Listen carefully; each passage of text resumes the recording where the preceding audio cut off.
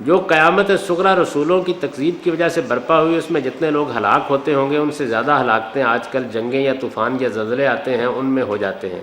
ہم کیسے کہہ سکتے ہیں کہ اللہ اب بھی جب چاہتا ہے تو قیامت صغریٰ برپا کر دیتا ہے، یا ان واقعات کو کس طرح دیکھا جائے گا؟ قیامت کا مطلب صرف یہ نہیں ہے کہ کوئی زلزلہ آ جائے اور لوگ مر جائیں، قیامت کا مطلب یہ ہے کہ حق و باطل کی بنیاد پر لوگوں کو سزا دی جائے۔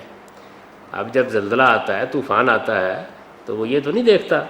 کہ اس میں سے کون نیک ہے کون بد ہے۔ وہاں تو یہ ہوتا ہے کہ رسول کی بعثت کے بعد اللہ تعالیٰ پہلے انسانوں کو الگ الگ کرتے ہیں، یعنی ان میں منافق الگ کر دیے جاتے ہیں، مومن الگ کر دیے جاتے ہیں، مشرک الگ کر دیے جاتے ہیں، تمام کیٹیگریز کے لوگوں کو الگ کیا جاتا ہے۔ یہ تقسیم کتنی زیادہ ہوتی ہے، اگر آپ اس کو جاننا چاہیں تو سورہ توبہ کو پڑھیں۔ اس میں پہلے بتایا گیا ہے کہ مشرکین کون ہیں، ان کا انجام کیا ہوگا،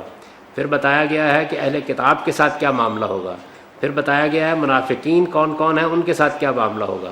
پھر یہ بتایا گیا ہے کہ وہ لوگ جو کمزور قسم کے مسلمان ہیں، خلطوا عملا صالحا و سیئا، انہوں نے نیکیاں بھی کی ہیں برائیاں بھی کی ہیں، ان کے ساتھ کیا معاملہ ہوگا۔ پھر 3 صحابہ کرام جو ان میں سے مخلص تھے لیکن ایک غلطی کر بیٹھے تھے، ان کا معاملہ زیر بحث لایا گیا ہے۔ تو وہ قیامت صغریٰ جو ہے وہ اس اصول پر ہوتی ہے جس پر وہ قیامت برپا ہونی ہے، وہ کوئی طوفان اور عذاب نہیں ہوتا محض